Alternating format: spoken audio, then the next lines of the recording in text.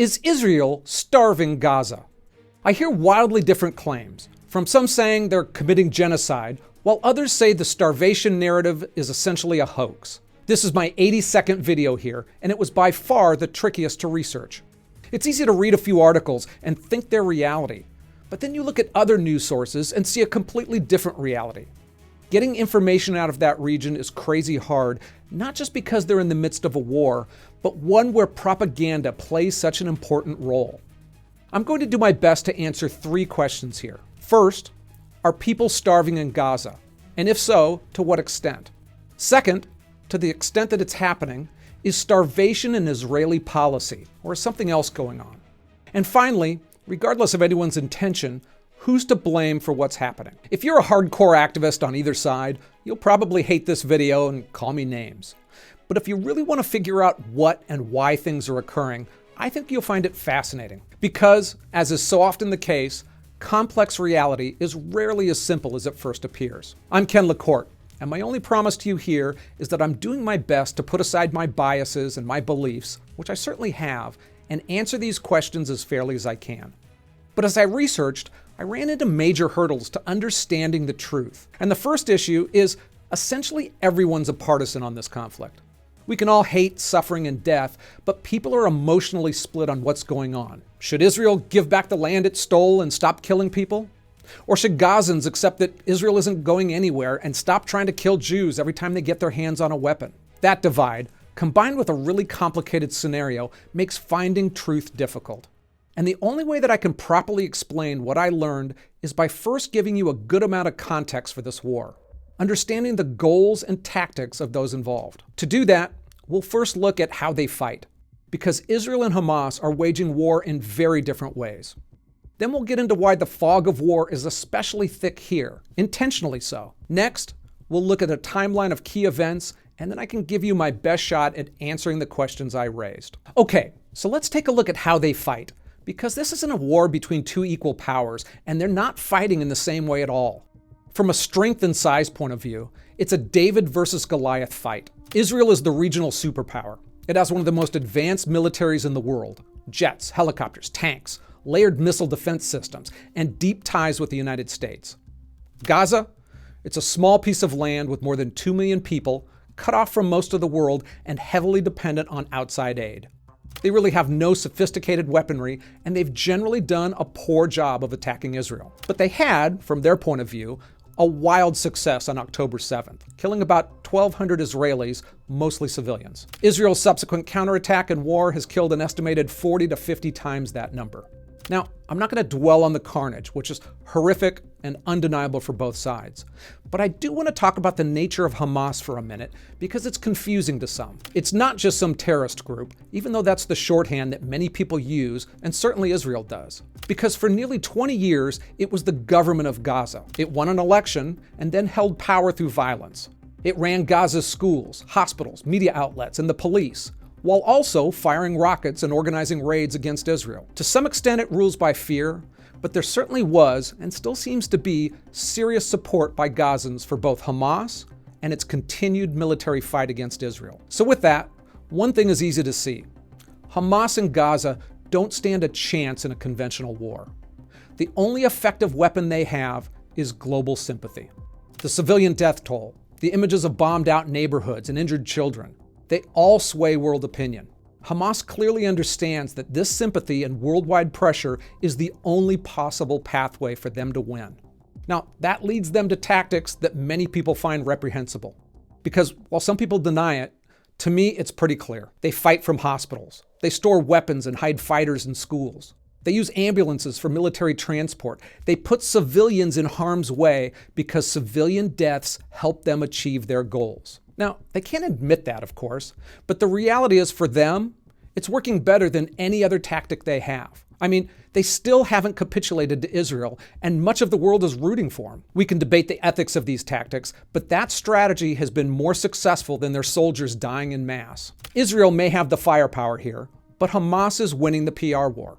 Of course, Hamas would argue that support comes from them having the upper moral hand, given their history and their massive numbers of comparative casualties. But it's also because they have some advantages in the information war that Israel doesn't have. So We've all heard about the fog of war, and all wars produce bad information. Each side has its own spin, which on top of the general chaos makes it hard to get true information. And much of that confusion and misreporting is deliberate, as it always is. I could spend hours talking about which side lied or exaggerated claims in this conflict, and literally do an entire video on one incident. But I think it's more helpful to look at a few of the structural informational differences here, because that often helps Hamas. The first is that it can control the narrative from its side more strongly than Israel can. What do I mean by that? Well, inside Gaza, there's no concept of an independent press. If journalists post anything critical, they risk arrests, beatings, or a lot worse. Reporters tell stories of Hamas threatening them during the war, and others have been attacked for covering things like small protests against the group. Even though Hamas is losing power, they're deadly dangerous to locals who cross them. And Hamas is not only fighting this war, but it also runs, for instance, the Gaza Ministry of Health, which gives out the numbers of civilian death counts, a key part of their strategy. Now, those might be completely true or partially true, but Hamas has strong control on what information leaves Gaza. In Israel, it's different. It has a free press, active opposition parties, and activist groups that call the government out, even during war. Now, look, don't get me wrong. The Israeli press supports Israel, and Israel's military spokesperson have made exaggerated claims and walked them back later. But in Israel, lies and bad information can be challenged. Remember the early stories of babies being beheaded on October 7th? Those went viral worldwide, but Israeli journalists were among the first to question officials, and within days, the government admitted they couldn't prove most of those claims. That kind of self-correction happens in Israel, but in Gaza, under Hamas, it doesn't. On top of that, most foreign reporters can't even enter Gaza during fighting. Israel controls most of that territory, and it's been strict about keeping foreign reporters out. They don't see outside reporters as their friends, but excluding them sometimes means that the only information comes from Hamas. Let's take the war's death count, for instance. Hamas says over 60,000 people have died, including 18,000 children. Israel doesn't even try to offer a counter number. They only say that there's a 2-to-1 ratio of civilians to combatants who've been killed. So, I don't know if that number of 18,000 dead kids is accurate. I know Hamas has a big reason to inflate it, but there's no other source to say whether it's accurate or not. So if someone asks, how many kids did Israel kill in Gaza? It's the only number we have to work with. When it comes to malnutrition and starvation, we essentially have the same difficulties in understanding what's going on. Okay, so a final point I'd like to make about the information war is that it's not just Hamas and Israel pushing their stories. Outside organizations, which you might think would be neutral players, all come with their own politics and blind spots. The first is the United Nations. It's routinely cited for statistics and reporting, and it runs major relief operations in Gaza. It's the preeminent world organization, so people often think of it as a neutral jury weighing the facts. But that's a wildly simplistic view. For decades, the UN has been adversarial towards Israel. It calls Israel an occupying power, uses the term genocide, and blames Israel alone for Palestinian suffering, and demands ceasefires that ignore Hamas's role in triggering the recent war. Palestinians and their supporters say that's exactly the point. Israel is the aggressor, the occupier, the violator. But the UN is composed of nations which are essentially voting blocs, and in those blocs, Israel doesn't stand a chance. There are about 50 Muslim-majority countries, and they usually vote together on issues around Israel. Add in dozens of other nations that see Israel as part of Western colonial powers, and you get an overwhelming majority lined up on one side. The United States and a handful of generally Western allies will sometimes push back, but they're swamped in the count. And the fallout from that is predictable. UN debates and reports lean heavily against Israel, not because every claim has been evaluated on its merits, but because the institution's politics tilt it that way from the start. The worldwide media? Almost all are firmly on one side or the other. In general, nuance and understanding seem to be dirty words to them, so enough said on that. And then finally, there's the issue of aid agencies and NGOs that deliver food, medicine, shelter. These groups save lives and help people going through unimaginable times. Their workers often risk their own health and lives, and many of them define the word hero. And in Gaza, they have another tightrope to walk. They need Hamas's approval, which means staying on their good side. Staffers who've angered Hamas have been threatened or expelled. Reports that might embarrass Hamas, like militants seizing aids or using hospitals for cover, rarely make it into official statements. That's just a fact of life in the conflict, and it's another element to factor into your thinking. Now's a good time to tell you that if I made a significant error anywhere in this video, let me know in the comments and I'll address it in the description box. So to make sense of where we are now, it helps to look at how we got here. Here's a quick timeline of key events. Before October 7th, Gaza already lived under a kind of permanent squeeze. Israel and Egypt controlled what came in and out of the area, including fuel, food, medicine. Israel inspected every truck, trying to keep weapons out. Humanitarian aid came in daily, but not freely. And there were often warnings of famine even back then. Aid groups spent years warning that Gaza was one crisis away from collapse. Between 2021 and 2023, more than a dozen reports used phrases like teetering on the brink or impending famine. This isn't a new narrative, and it's fair to say that in the past, it was often overblown. Then came October 7th, and Israel shifted from containment to destruction. Officials said the goal wasn't just to weaken Hamas, but to eliminate it as the governing force in Gaza. That meant full-scale war and tightening the crossing. For the first 80 days, Israel imposed what aid groups called a total blockade, cutting off food, fuel, and water. Supplies piled up at border crossings, waiting for clearance. As the war progressed, Israel claimed that Hamas was routinely stealing aid, selling it, and then buying weapons with that money. From the Israeli point of view, foreign aid was essentially financing Hamas to fight the war. So in mid-2024, the United States and Israel created the Gaza Humanitarian Foundation, or GHF. The idea was to set up an alternative distribution channel. Aid would enter Gaza under heavy inspection, bypass Hamas, and be delivered by vetted partners. The GHF became controversial immediately. Hamas called it a tool of Israeli control. Some UN officials said it was unsafe and ineffective. Still, by mid-2025, the foundation had moved tens of thousands of tons of food into Gaza, while taking heavy criticism and even threats from Hamas-aligned groups. In March of 2024, when ceasefire talks collapsed, Israel closed the border again for almost 2 months to pressure Hamas to stop fighting and release even more Israeli hostages. And Hamas started to show cracks. Reports surfaced of financial strain, with fighters complaining of unpaid salaries and dwindling resources. Clans and gangs also began taking over in parts of northern Gaza, looting convoys and carving out their own sphere of control. In a place where the government was supposed to be Hamas, order began to fall apart. And now the final piece of the context we need to look at is who really controls Gaza today? The answer, it's mainly Israel, but not fully. Their military controls the skies, the borders, and every truck that crosses in. Food, medicine, fuel, it all gets inspected by the IDF before it enters. And when the army launches operations inside Gaza, entire neighborhoods can be sealed off immediately. Hamas is a shadow of what it used to be, but it still has fighters, rockets, and projects itself as the defender of Palestinians. Still, it's lost its ability to function as a government, and its grip on aid distribution is weaker, although not totally gone.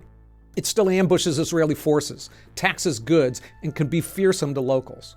The gangs and clans also target incoming aid. They hijack trucks, seize food, and carve out turf. It all makes it harder to get food to civilians. And aid agencies? They can't move without both Israel's permission and Hamas's tolerance. There have also been riots and shootings at food distribution sites, sometimes by Israelis and sometimes by Palestinians, and they always blame each other. When Israel tried to deliver some food by airdropping it, when people ran under the crates, some were injured, others were killed, and that's terrible as well. So I'm just scratching the surface of the complexity here, but handing out food in what's still a war zone has all sorts of ways to go bad. There's enough food to feed Gaza, it's just not getting distributed everywhere it needs to be. Okay, so now let's look at the original questions that I raised in the beginning. First, are people starving in Gaza? From a numbers perspective, just like with civilian death counts, let's look at what the two opposing sides say. Benjamin Netanyahu essentially says the answer is 0 and that the starvation narrative is propaganda. And Hamas? As of mid-August, it says there's been 266 starvation deaths in Gaza, including 122 children. For absolute deaths, it seems reasonable to say that the number of people who died of malnutrition in Gaza is somewhere between 0 and 266. So for those saying this is a Sudan-style famine with thousands of people dying, that's far beyond what even Hamas or anyone being honest is claiming. Now, look, I understand that the only acceptable answer to how many civilians should be starving to death is 0. But there's a big difference between those numbers and the perspective of what's happening. But there's also more hunger and suffering beyond outright deaths. Governments have methods to categorize famine and food insecurity in regions, and without getting into the changing numbers behind that, it seems undeniable that food is much scarcer than it's been, and its distribution has become really a humanitarian crisis. Food prices soared, with the price of some staple items, like flour, jumping more than 1,000%. The difficulty of food can be seen at the distribution centers, which sometimes are violent, and they're always disturbing. I mean, I can't imagine being trapped in a war zone and that is the only way for me to feed my family. Yet the very nature of the propaganda wars has some people claiming a situation that's far beyond what's happening, and other people claiming that it's vastly overblown. I mean, it's even hard to trust our own eyes sometimes, because one reason is the images we've seen there are both horrible and sometimes misleading. We've seen pictures of children wasting away, but those too are more complicated than the headlines. Investigations found that many, some say most, of the viral photos of children looking like they're dying of starvation weren't straightforward starvation cases at all. They showed children with cystic fibrosis, cerebral palsy, or other severe health problems that weren't caused by the war. One New York Times cover showed an image of an 18-month-old boy who certainly looked starving, but the outlet didn't mention his pre-existing neurological conditions, or that he had a sibling standing right near him who didn't appear malnourished at all. Misleading? Yes, but doctors in Gaza acknowledge that some of the dying or starving have chronic conditions, but they also say those conditions can sometimes be manageable when food and proper medical treatments are available. Some patients need specialized nutrient-rich food, and when those supplies dry up, the results are deadly. And while individual photos can be misleading or even staged, it seems wrong to assume that they all are. President Trump is a strong supporter of Israel, and it certainly affected him. That's real starvation stuff. I see it, and you can't fake that. So we're going to be even more involved. Okay, so question number 2. Is starvation an Israeli policy? Under international law, that's a war crime. When starvation was first brought up in the early months of the war, the International Criminal Court even issued arrest warrants for Israeli leaders. Critics could say that the times where Israel did seal off the border counts as that, but as we've seen, that's not what's going on here now. There's hunger, but Israel's also helping deliver millions of meals to people they're at war with. Now, I'm soon going to touch on the overall blame, but I haven't seen any real evidence to support the notion that starvation is an intentional tactic of Israel. It would also be the stupidest tactic ever. I mean, to kill a few hundred or even a few thousand people by starvation isn't something that would help Israel. It'd help Hamas. If those pictures of starving kids weren't sporadic or a dozen here and there, but 1,000, the world pressure against Israel would be enormous. And that would come from the United States as well. Still, all said, the current situation is awful. So let's answer the final question. Who's to blame? There's blame to go around, but to me, as I look at this issue, the primary responsibility goes to Israel. I don't believe they're doing it intentionally, but Israel destroyed the government of Gaza. Even if they had a good defensive reason for doing so, they now have the primary responsibility for providing the necessities for those civilians. I also think they understand that, and that's a motivator for them to go back in and occupy Gaza, something they really don't want to do. But Israel isn't the only one to blame here, because Hamas is directly responsible for the situation as well. In fact, I'll go so far as to say they're encouraging it with their attacks on food distribution sites. They'd rather die than surrender, and right now, their best tactic is to create enough visible misery among their own people in hopes that the world helps them. So we have two enemies that have come to the conclusion that at the moment, continued war is their best course of action. Israel could stop fighting any time, but doesn't show any signs of doing that, and it's understandable. I mean, they know that if Hamas regains power as the government of Gaza, they get right back into the business of killing as many Jews as they can. That's what Hamas does. And it's also true that Hamas could surrender, or that Gazans could make a decision that defeat is actually a better alternative than this war. So the Gazan population has some blame here as well. Now, I mean, it's hard to conduct polls and understand what percentage of them still support Hamas, but they certainly seem to cheer them on when the fight is still against Israel. So when all sides see war as their best path forward, we shouldn't be surprised when that war continues with all of the horror that brings. So I gotta say, this was a bit of a depressing video to make. humans can be awful to one another. And sometimes it seems as though the world is more violent and deadly than ever. But is that true? Or does it just feel that way because we now have color pictures and live video feeds and tweets from battlefields? I looked at the ancient and more recent history of warfare to answer that question. And while it didn't make me happy about humans killing each other, in many ways, even today, we're living in the greatest era of peace on Earth that mankind has ever seen. This is an interesting video. Thanks for sticking around. It's a complicated world, and I hope I gave you some perspective. Until next time.